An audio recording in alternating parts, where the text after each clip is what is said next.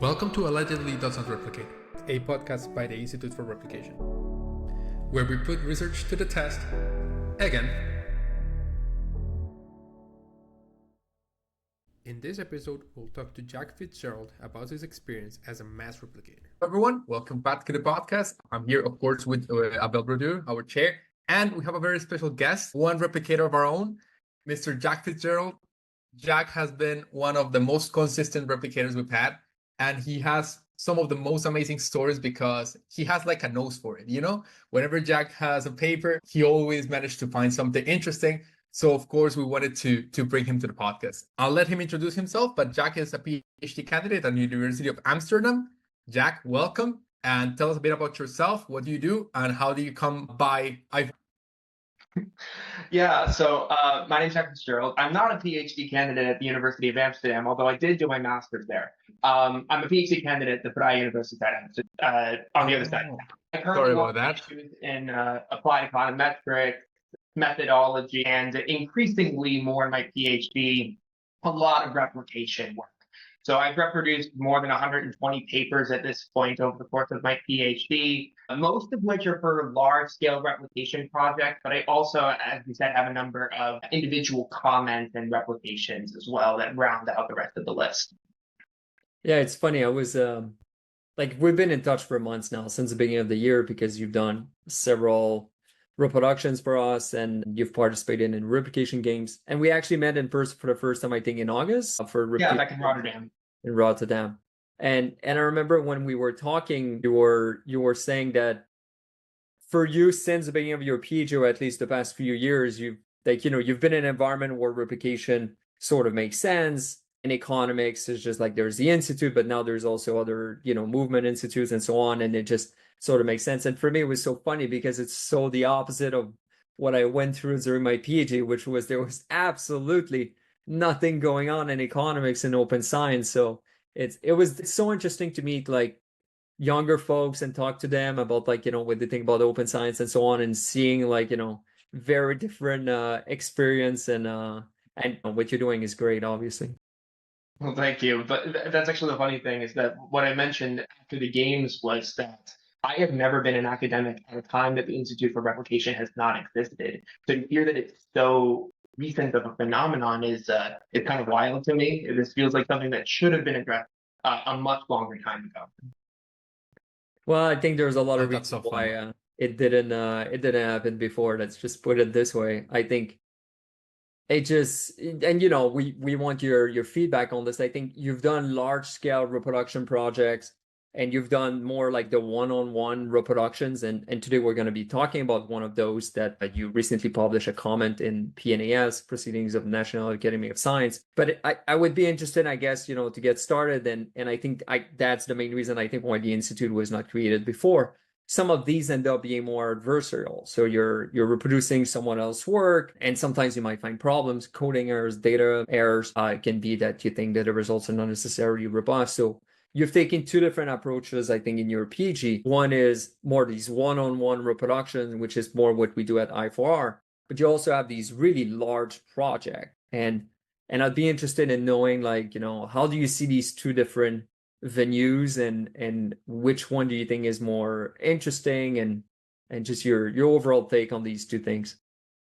Yeah, so the reason I do large-scale replication projects is always for methods papers. So the basic idea is I introduce a method, and then rather than relying on like Monte Carlo simulation or on asymptotic results, I just go straight to the data and just say, hey, does this methodological difference matter in practice? I've been lucky that both of the times that I've done one of those large-scale projects, it paid off in the sense that, yes, it has been a major issue for empirical practice. So, for example, my job market paper is called The Need for Equivalence Testing in Economics. It introduces these equivalence testing methods that are really common in medicine and are catching steam in poli-sci and in psych research that are designed to be able to give you statistically significant evidence that estimates are practically null. When I approach most economists about this sort of thing, they basically tell me, I have no idea what this is, and I also don't know if it actually matters for practice. So I ended up replicating the results from 81 top 5 econ articles that had advertised no claims. And I find that it's a huge problem. Like 36 to 63% of those estimates fail even lenient equivalence tests, right? So basically, I show that equivalence testing is a very necessary addition to the methodological toolkit in economics. And that, I think, is one of the big utilities of these sorts of things. I think that with replication, you strike a balance between advising people about the ways that the literature needs to be corrected and about correcting our beliefs as academics. But there's also another side to it, which is that, replication undermines, in some capacity, public trust in science when it reveals that there are problems in scientific work. People point to the low replication rates in science sort of as an excuse to not trust science at all, even though sort of the point of science is to evolve our understanding over time and to correct our misbeliefs about the past. And so I think that these large-scale projects that are about introducing methods changes into the fray are specifically one of the more advantageous ways to do replication, because you don't have the problem where you're causing a ton of public distrust, but what you're getting instead is that people attach on to a new methodological advancement that can correct a lot of the problems in the literature. I think that makes a lot of sense. So how has been the reaction towards your methods paper that used that kind of approach? What do people tell you about the method or the effect that you're finding in the population once you show them that is perhaps useful? You know what I mean? Because my intuition is that people would tend to believe top fives or whatever until you prove them otherwise. And how has been their reaction towards you showing that there's something going on with those papers? It's actually been overwhelmingly positive. Every time I present the work, and people are overwhelmingly positive to the idea that, yes, we need to start including it in practice. The next questions then become, how do we actually do it in practice? But that means that the empirical evidence is convincing enough to move people past the question of, is this a relevant practice? And more to the question of, okay, well, how do we actually do it? And I think that that's sort of the best place for them to be at. So I think that people find these large-scale efforts convincing. I'm doing a number of them in economics. There are a rising number of these in political science, for example. And those are really convincing about showing robustness issues and needs for methodological changes across different causal inference methodologies. Yeah, I'm not surprised that people are very positive about your projects. I had a similar, I guess similar feedback to when I was doing these large scale projects on specification searching. People were really happy that, for instance, we were never naming names of researchers and we were keeping it really broad. And I think, now I've been doing a bit more the opposite and more going into which study actually reproduces or is robust. And there you get more negative feedback, I would say. People are not necessarily interested in seeing this. And I've even received comments from editors and things like this, basically mentioning you probably want to remove the names and just say some studies replicate, others don't. And I've heard similar feedback also from other people who have done larger replication projects with new data. They want to know on average, was the replication rate? They don't want to know actually which study reproduce or replicates, which is quite interesting. But this actually brings us to the comment that you've submitted to PNAS. So just for those listening, so the original study's title is US state vaccine mandates did not influence COVID-19 vaccination rates, but reduce uptake of COVID-19 boosters and flu vaccines compared to bans on vaccines restrictions. So this is a paper by Rains and Richards, published quite recently, actually, so in February 2024. So how did you hear about this study? Why did you get interested in trying to reproduce it? So what's kind of the behind the scenes story here? Twitter. The behind the scenes is Twitter. Basically what happened is, so to set the stage, this was at the very tail end of meeting my first conference deadline for submitting the first version of my job market paper, which I had been working on for the past 4 months straight. And I heard about this original paper on Twitter from Justin Feldman. Basically, he had tweeted a picture of the OSF code, and he said, hey, this study is claiming to do difference in differences estimation, but in fact, when you look at their code, they're not doing that. They had the DID treatment indicator that becomes 1 when states start receiving treatment and 0 otherwise. but they didn't have any other elements of the DID model that would sort of imply its difference in differences. There were no two-way fixed effects. I mean, with the staggered adoption design, no like Callaway Santana or anything like that. It wasn't DID, and I think that he's right about that. And that got me looking further at the code. As a matter of fact, he said in his replies, if someone has more time than me, someone should look deeper into this paper. And I'm glad I did, because I didn't end up writing about the DID issue. I wish I had the space to, but I found another problem with the paper, which is what my comment ended up being on. And I had to think strategically about what I was going to write on, because PNAS does not have comments. They have letters to the editor. And letters to the editor are capped at 500 words, one figure, one table, 10 references. Like if you think about the structure of an ordinary replication, right? You're describing, here's what the paper found, here's how they found it, here's the problem with how they found it, here's why I show that it's a problem, here's how that affects the conclusions. Like that's 500 words in and of itself, right? An abstract is like, 100 to 250. Like this is an extremely short amount of time to write something about it. So let's take a step back though, Jack. Let me stop you here just to give context to people. So first of all, the journal published your letter. This is, to me, was surprising.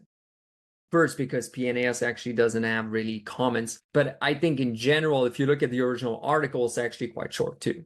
I mean, these Science, Nature, PNAS, just to be a bit fair to the journal, even the original study is already short. And so the comment is even shorter. And I think that's usually the norm in general, even like, you would say economics, many different disciplines, comments tends to be shorter. There's not necessarily a page limit or word limit or word count like at other journals, but like, I understand where you're coming from. I understand you had to choose what to focus on, but like, let's just also and that's just it, right? I'm not saying this is a point of like, this absolutely must change. You're absolutely right. The paper was originally short. You're absolutely right. It's totally normal for comments to be shorter than the original paper. I'm just explaining why I couldn't touch on what Justin was talking about, right?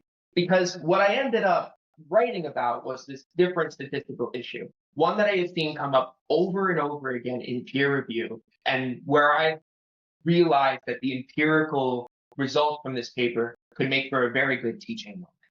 Specifically, I realized in the code that they were consistently controlling for what's called a bad control, a control that is influenced by the treatment of interest. So to provide some context here, if you don't remember the long title that Abel read, the paper is divided into two sets of findings. So the first set of findings are the ones that Justin Feldman was talking about, right?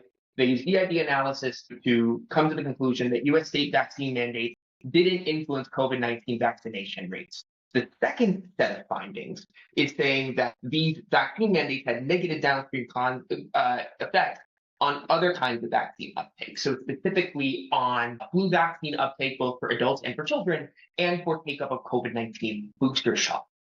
So my comments were limited to the second set of findings. Because even though in the first part, they say that they don't find any evidence that vaccine mandates increase uptake. For one thing, they admit in the paper they don't have enough power to find, small effects, right? And there are a lot of other studies that have more data in more countries that show, yes, COVID-19 vaccine mandates did increase vaccination rates. So there's still a concern in the second end here when they're controlling for contemporaneous COVID-19 vaccination rates, that these rates may be affected by vaccine mandates. And that becomes a problem because when you control for a variable that is affected by the treatment of interest, you open up this issue called collider bias. So collider bias basically emerges whenever you're controlling for a variable that is affected by the treatment and shares an unobserved factor with the outcome of interest. So in this case, the example that I used is that COVID-19 vaccine mandates affect COVID-19 vaccination rate. COVID-19 vaccination rate share an unobserved factor with COVID-19 booster uptake or flu vaccine uptake. And this could be anything from like vaccine hesitancy to healthcare access, etc.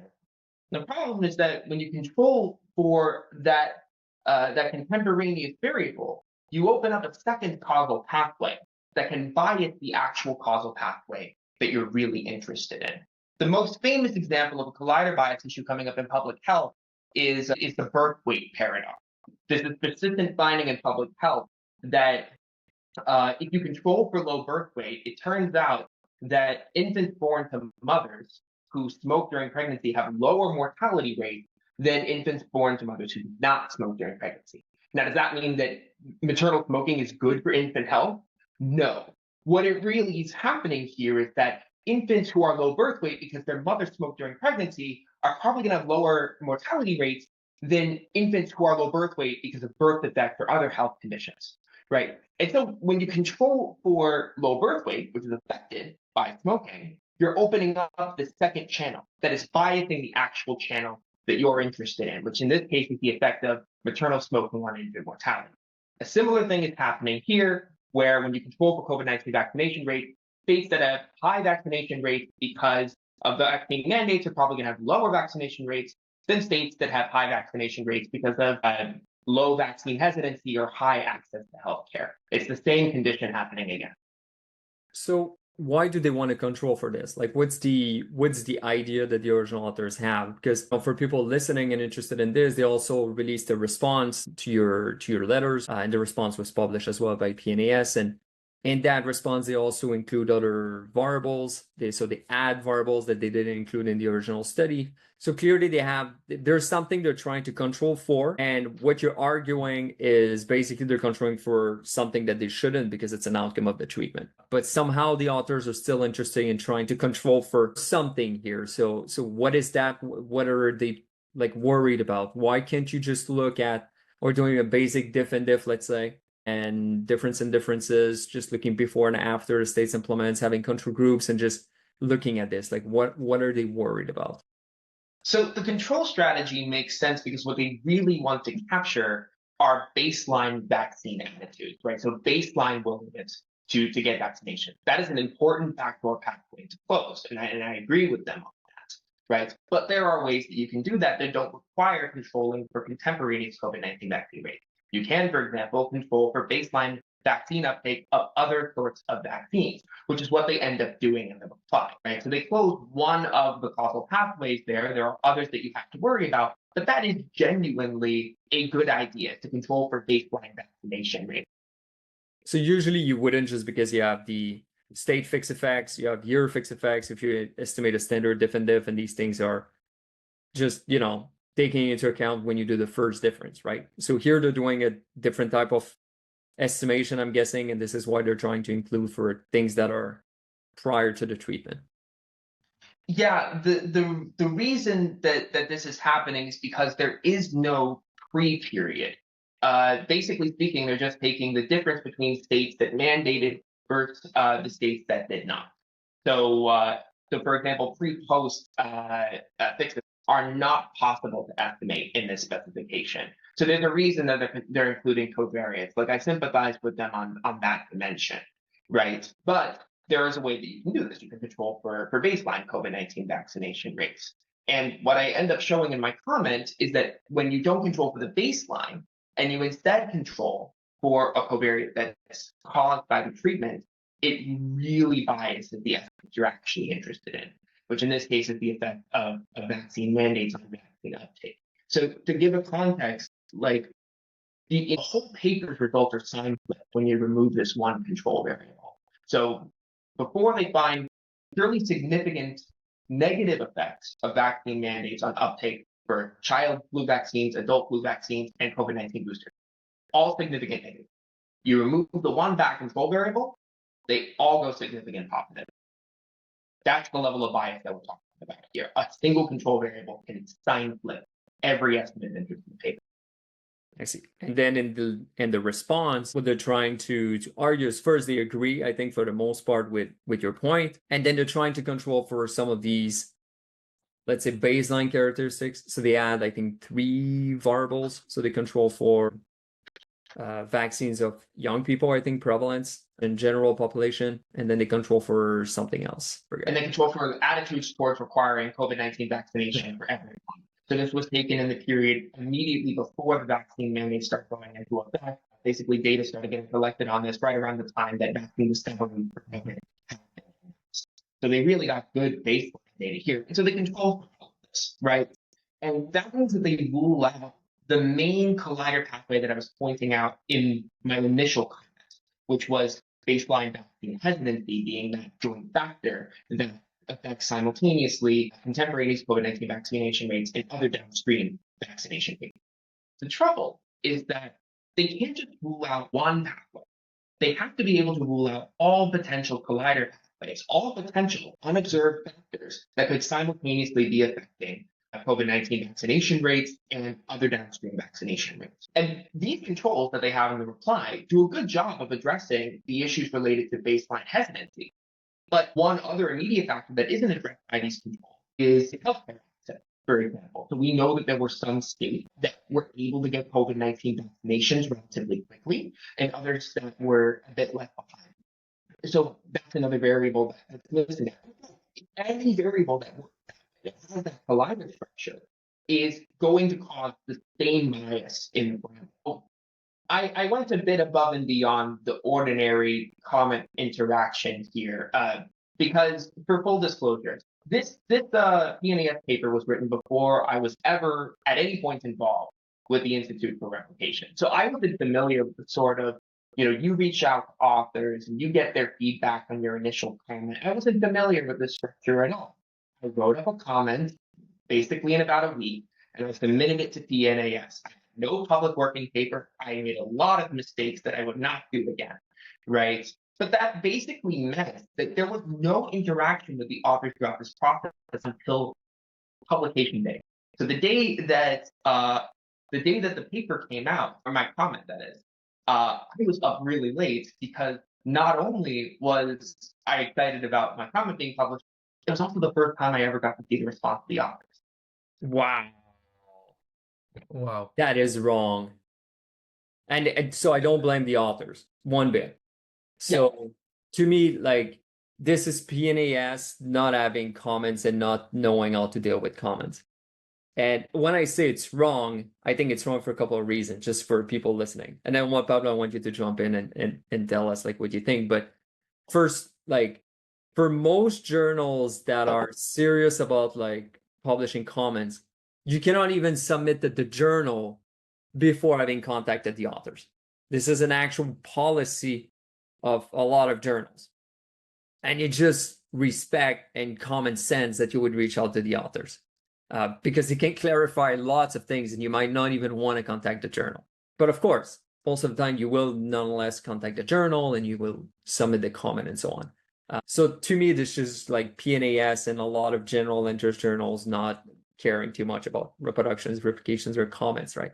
But I think it's wrong also because the original authors have the last word, because they have seen your comment and they do publish a response, and you cannot respond to it. You cannot even adjust your original letter. So to me, this, like, there's a lot of no-nos happening, but like I still want Pablo sort of laughing. So yeah, just jump in.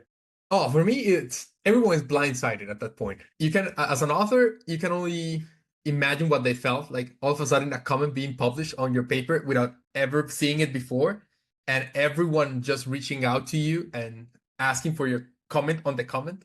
That must be horrifying. Like, I put myself in the shoes of the authors, and that must be horrifying. But as Abel said, I think for you too is kind of nerve-wracking, because it's seeing what the authors are gonna how they're gonna react to your paper, if they're gonna like it, how is it gonna be the relationship from that point onwards, especially for a young PhD student. I know how it feels to be afraid of pissing someone up. You know what I mean? And you're starting your academic career, and in a sense, I think you were super lucky that the authors were decent enough human beings and engaged with you, and they were super academic about it.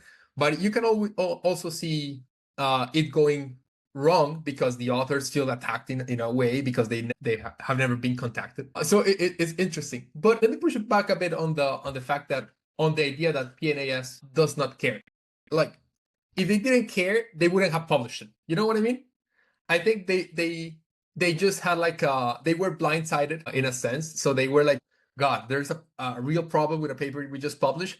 What's the best way we could handle it? And I think they tried their best, but probably it shouldn't be that way forever. You know what I mean? I think publishing. No, that's fair. That's fair. I agree with you. At the end of the day, they publish a comment. Yes. A lot of journals would not have. And So it's clear kudos for during the this. review process, they were very good about all of this, right? So it was like a single round on my end. Editors seemed to be behind it. Referees seemed to be behind it. It was literally just a just for time. So I mean, PNAS was good about this throughout the publication process. I don't think that this is solely PNAS's fault that this happened this way. This is also me being inexperienced and not knowing the general communication structure that you generally follow in social science communication. I don't pin this on PNAS completely in any way, shape, or form. So you would be okay with the journal giving the original author's last word? They get to respond to your comment, and you don't get to see it. You don't get to adjust your comment in any way. Like, I think in this case, this is a case where, you know, you read the response, you read your comment. At the end of the day, they still conclude that their original study, the claim that you're trying to, you know, to some extent take down, it is still valid. So if you read the original article, you read your comment, and then you read the response of the authors, that's the sequence of events that you should read it. At the end of the day, you might still be convinced that the original study makes sense, right? That the second claim is still valid because the original authors are basically saying this, they agree with you, but they do additional analysis. They show that the results are still robust, and they still conclude that it has a negative effect, right? So that's my personal problem with this, is that approach might have been instead to allow like the original authors to be a member of the first set of referees, and then for myself to have been part of the referees for the other comments, right? I mean, if you do a set of three, right, and then two are sort of neutral, and then one is sort of like your set of parties from the comment discussion, right? Then the reason I find that useful is A, the commenter is outnumbered. So if there's still a unanimous response from, you know, the referees, you know, the journal's going to go ahead and make the decision that they're going to make. But I also think it's important because if one of the sides, who to be clear, are the people with the most intimate familiarity with the paper out there, right? If one of them recognizes a problem with the other's response, they're going to have the best information for the other to know how to kind of deal with that, right? So, you know, I took extracurricular steps after the comment was published because I didn't get that opportunity and because I had never seen the reply before, but I ordinarily don't do that for other replication projects. Sure. Something that I wanted to say is that hindsight is 2020, right? I just want to emphasize that the good thing here is that everyone acted in good faith. You know, you, the authors, the editor, everyone, right? So although the editor might have done things differently, I think he was very brave, or he or she, like in the sense that they got a comment from a PhD student and they were brave enough to publish it as a comment as is. Like, although they might have done things differently, I think this is a huge step because that editor is now going to know what's going to happen with comments and how to handle them in the future. And probably PNAS is going to be aware that there's potentially people wanting to write comments or letters or whatever to the editor. So I think although we can flag stuff that could have been different, I count this as an absolute win, like the meme, you know? No, I agree. I think that this was a good win for open science and for replication as well. But then for what it's worth, you know, after the discussion ended, so then I disseminated the findings on social media, and I also added a bit of an extra response, which you can find on my website if you're interested. The basic idea is that in the comment, so they get all these new in the reply rather. So they get all of these new variables, right? They get all the new variables for baseline COVID-19 vaccination rates and baseline attitudes, which are sort of what you would have wanted to get, right? These are sort of the variables that they were trying to control for in the first place. But they still control for contemporaneous COVID-19 vaccination rates, right? So that's weird. That's weird because the whole point was that you wanted to control for the baseline stuff, but you want to avoid the bias risk from the contemporaneous measure. If you already have the baseline measured, why would you also control for the contemporaneous rate? So what I did is I went back and I got their new data from the reply, and I controlled for the new variables, but once again, I removed the COVID-19 vaccination rate. And it's the same story. As the Bell said in the reply, the results are still all negative, just like they're in the original paper. But even after controlling for all the new baseline variables, you remove the COVID-19 vaccination control, sign flips all the way over, from significant negative to significant positive. Then it becomes a huge game of whack-a-mole. Yeah. But to me, And that I think is part of why you can't have like an eternal desire for someone to have the last word, because everybody wants to have the last word, right? At some point, you have to declare the conversation over. I don't think it, yeah. I agree with you, Jack. I agree with you. But to me, one round is not enough. To me, like, you need a second round. And I agree there's a point you have to stop the conversation and just say, let's agree to disagree. But you need to reach that point. And to me, when I look at what PNAS did, which is great, they publish a comment. I will always congratulate the journal for doing this. Most journals would not have. They would have just buried the case, that's rejected, we're done here. I'm really for it, and I'm really glad the editor did that, especially for a journal that doesn't have like an actual policy of publishing comments. This being said, I have to go back to my point of you needed to see that response and you needed to be able to adjust your comment. And this goes back to basically a thread at one point I wrote on social media a few weeks ago, which is, you know, just to give context for people who didn't see the thread, but it was about, there was a comment published, the authors don't necessarily agree with the replicators, and then at the end, what's getting published is a comment which shows that there's coding errors, and the replicator says, I don't buy these results anymore. And then the author saying, well, yes, there's coding errors. When you fix them, and small sophistication or some sophistication, they're vague on this, we still find the same results as in the original study. And personally, I'm fine with that.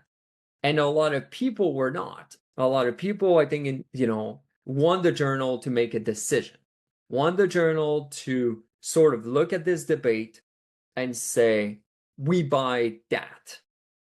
We still believe in the original study or we don't. Personally, I don't think you're ever going to reach this in the social sciences. There's a reason why it's called the social sciences and not the sciences. I think you cannot reach that point. People are going to argue over which specification is the best, which methodology is the best, which everything is the best. So it's going to end up being a mess. But at least there was back and forth. And at least you could see the response of the authors who disagree, and you could see the comment. To me, this is, let's say, not optimal, but good. Whereas I think here in the case of the PNAS, I would have wished to see another round of you seeing the response, and quickly you have to, change it, edit it within, let's say, 2 weeks. And if you feel that, look, I mean, they haven't solved the problem, I'm still not satisfied with this additional analysis, and this is sort of a second part of the comment, I'm fine with that. And they can also respond. So you could argue they still have the last word, but at least there's been a back and forth. You know what I mean? Like, we've reached a point where at least you could see what they had to say.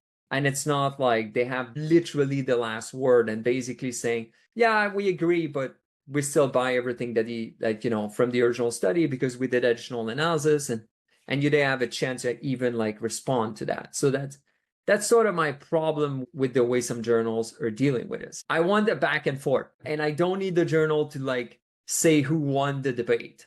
I'm fine with the debate being wide open and people can read it and just see what's happening. But I want a bit of back and forth. So that's the only thing I would say here with this PNAS case. But I don't know, Jack, do you agree, or do you think that the journal would actually step in? I think that at some point, journals do have to be an arbiter of what is an accepted and unacceptable methodology. And there is, there are topics on which reasonable people can disagree. But when there are known and well-established problems with a given methodological decision, I think that it is in the obligation of journals to at some point say, this is not the right way to do this, and more to the point, to basically not publish comments that say, look, we continue to make this same mistake, even if the editor sort of agrees, hey, this is actually a methodological problem, but in the spirit of debate, we're going to let them publish the reply. Part of the peer review process is about trying to weed out what is accepted scientific practice versus what is not. And I think to that extent, journals do have some obligation to put aside the comments that don't do a sufficiently good methodology of correcting those problems. Now, I don't know what that case was like in the specific comments that you were working on, right? I think that had I had an opportunity to respond to the comments again, it would have actually much improved the original comments. Like, I felt much more comfortable in my response to their reply than I did in my original comment, because now I had the baseline measure, right? Now I said, look, I rule out the thing that they were trying to control for originally. I just removed the collider bias risk, and even still we get the sign, right? That would have been a much better end comment to end up having in the journal.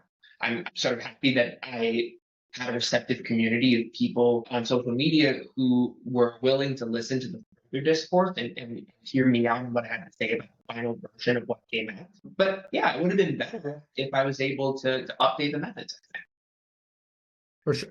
I have more a question than a comment on that, because I completely agree when you said that journals should pay attention to the methods they're publishing and stuff like that. What happens, or what do you think they should do when these methods are peer reviewed and approved and stamped by rounds of referees, and still they get published and still people are finding problems with them? Because I see the editors being in a very tricky position, because someone is out there telling that the methods are wrong, but they selected expert referees that approved those methods and stamped those methods with approval. So if I was an editor and someone came to me claiming there was a mistake with a method and I had referees stamping them, I wouldn't know what to do. You know what I mean? It's a tricky position to be in. Especially an economist criticizing the work of, public health, basically. You know what I mean? Like, I think and I'm quite surprised, to be honest, that the paper was published with really strong claims of causality.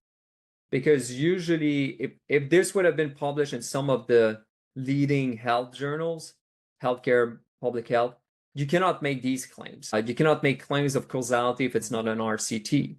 So here, I think, just toning it down and just saying it's not an RCT, this is relationships, etc., would already, to me, made the whole comment and your contribution here much smaller. And I think this is why in public health in general, they really stay as far as possible from causality, and they even have guidelines related to this, because it's really hard to argue that something is causal. Here they don't even have data before, so it's only like a comparing different states, bunch of covariates, and let's see what happens. So to me, I see this, the original study, your comment in general, the entire, like, let's say, research here as being correlational. Yeah, interesting. And I think, for some people listening, we're criticizing here the journal, we're saying the journal is doing a great job, et cetera, et cetera. Like, I guess, disclaimer, my opinion is very different than the opinion of like Juan Pablo, very different than like, co-director Anna Druber, very different.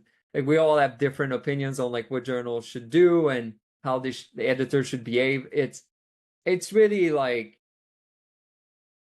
everyone's guess, to be honest, an opinion. There's really no clear guidelines on how like journals should deal with comments. So that's why I love these conversations, because even with Jack here, we sort of disagree on what the role of the journal is, which I find fascinating. But I think this is why you're seeing so much reaction to when there's a comment as well. It's not only that it's adversarial between the original authors and the replicators sometimes, but it's also what's the role of the journal.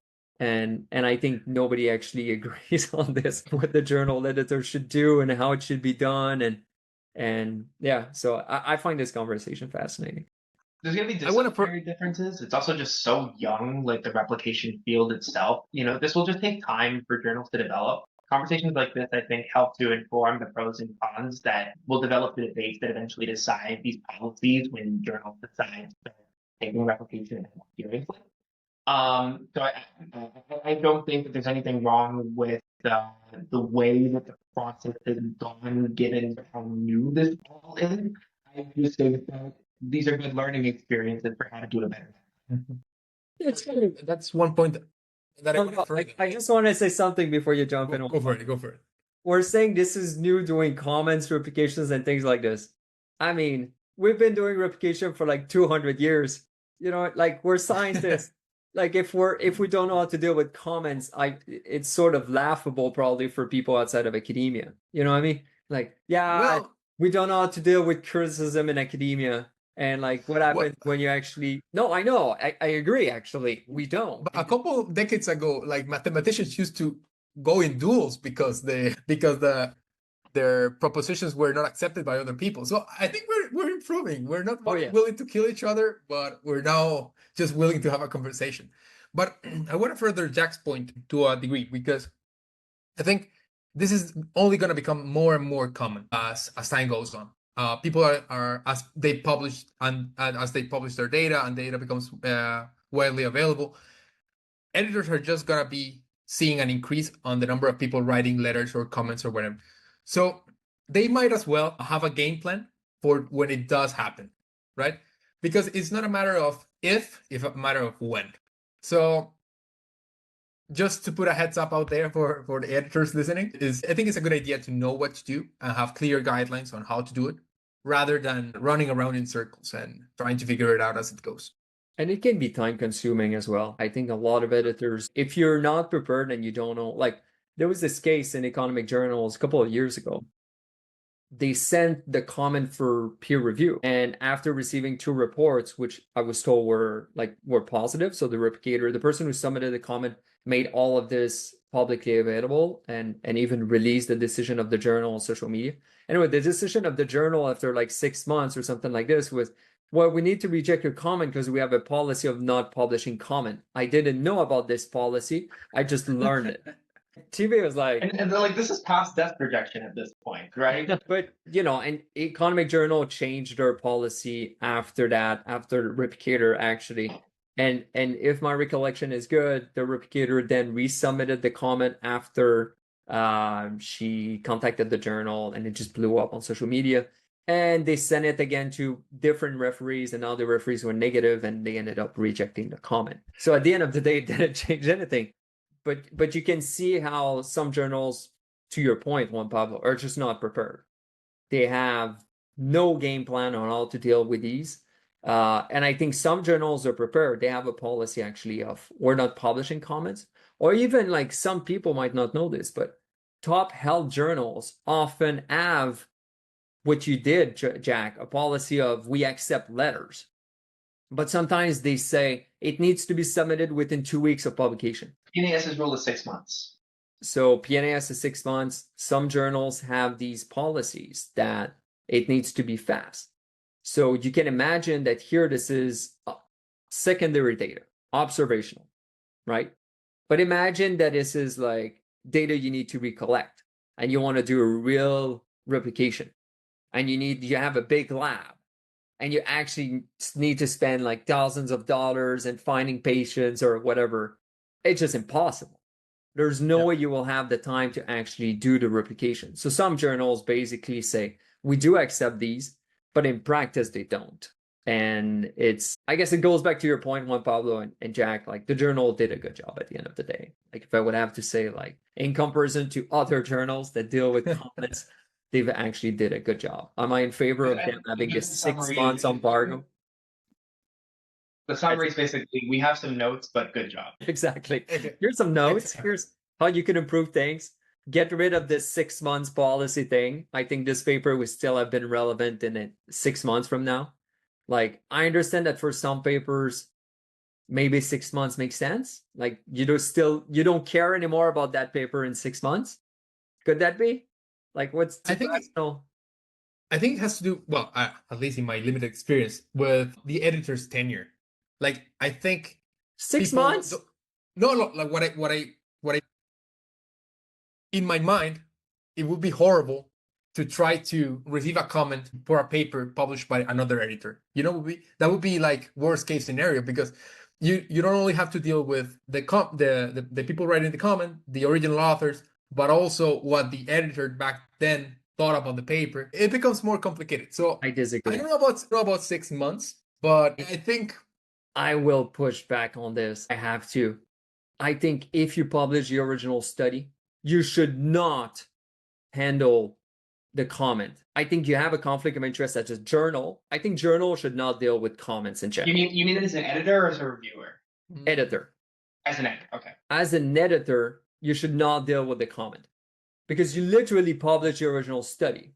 So you might feel good about the original study. You might feel that you don't want to publish a comment that criticizes your previous decision. I think as a journal, you should not make the decision. I think this should be done in process. But the editor specifically that published the original study should not touch the comment, in my opinion. I know this person might have more inside information. I think the name of the referees could be shared. Sure, you can go back to the same referee. They know the original study. They know the ins and outs and so on, just to speed up the process. This I'm fine with. But the original editor, I don't think should be involved at all in this. Fair enough. I think I agree. To me, journals have a conflict of interest. That's why journals almost never, good job, PNAS, almost never publish comments. They don't, because they have a conflict of interest. Why would you want to publish a comment that criticizes a study you've just published? What are the incentives of doing this? I think that's why we're in really bad shape, and journals don't want to publish comments. I think they also then come up with these, well, the comment does not make a methodological contribution to the literature and things like this, which I find laughable. But then they come up with these policies. We don't want comments, so let's put a 6 months window. Let's say that the comment needs to be over a bar that is really high. And I've been told this recently by a top journal in economics. The bar is really high for comments. I'm like, what does that even mean? The bar is high, that the comment needs to make some sort of contribution, or it needs to completely point out fatal flaws or coding errors in the original study.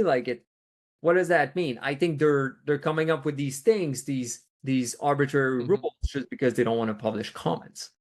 I think that that's something that replicators can actually help fix to some degree by taking advantage of the great social networks that have been established thanks to projects like the Institute for Replication, for example, specifically because the conflict of interest comes from the notion that by a journal rejecting a comment, you can basically suppress it, right? You basically prevent it from being known. But the existence of the discussion paper series, for example, the social media interactions that allow for people to talk about findings that maybe the journal doesn't want to take accountability for, right? All of a sudden, we saw this in psychology. This was a big impetus for why there were replication efforts in journals, because journals recognized that it didn't look good for them to not acknowledge what was happening in the background, but there has to be a background to start. I think that replicators can help to increase the likelihood of journals publishing those comments and making it more known to their readers by virtue of talking about their replications more and removing the ability of journals to suppress conversation about publication. Yeah, it's a great point, Jack.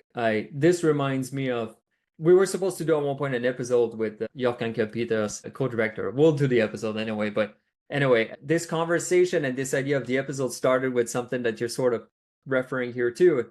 We received at one point an email from an original author. So the replicators submitted to the journal rejected, didn't even send it for review, sent it only for review to the original authors, who are negative, as you can imagine. And then the replicators contact the institute, and then we interact with them. And then basically they say, so we want to release this as a preprint, as a discussion paper, and we want to submit it to another journal. I'm like, sure, that's fine. But if we release it as a discussion paper, we need to reach out to the authors.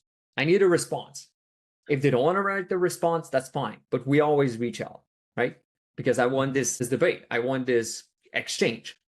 And then we reach out to the authors, and we're talking of authors with over 50,000 citations, like superstar in their disciplines and so on. And the response I get is, "Hi, Abel, thanks for the email. Actually, the journal rejected it. It was like months-long investigation. We were involved in this, etc. So the case is closed." And then my response right away is, "No, the case is wide open. The journal rejected the comment. The replicators won't stop here. If the journal would have published a comment like PNAS in here, the case is closed. But if the journal actually rejects it, the case is wide open." And of course, then we release the discussion paper. Definitely more attention, visibility for the comment than if it would have been published by the journal, to be frank. And then they are now submitting to a journal because they want to publish it. So another journal at one point will publish it, will get even more visibility. The authors responded. I thought it was a great response in a way. So I don't necessarily agree with everything that the authors have done, but the replicators have done. But to me, like, you're right. I think other sources or other ways to disseminate actually these comments actually makes a lot of sense. And it sort of puts maybe a bit more pressure on the editors to consider these comments because they will be disseminated no matter what. And we never say on social media whether, or in general, whether the comment was rejected by the journal. But the replicators can say it and often say it. And then it blows up even more. So to me, like as a journal editor, if you reject a comment, I think often it leads to even more visibility for the comment, which seems counterintuitive, but I think it does, just because the replicators are not going to be satisfied with a rejection when they point out like coding errors and many problems and write like a 50, 70 pages long comment. They're not going to stop. It's especially true given the fact that now you have journals who are willing to publish replications from publications in other journals, right? So the existence of those avenues, right? The ability to publish replications about articles in other journals, plus the social media channels combine to, if used effectively, move the capability of journals to suppress conversations about replication in rebuttals. Correct. Well said. Exactly. Yeah. Guys, I think we're at time, even a bit over it. I think this discussion comes in so cool.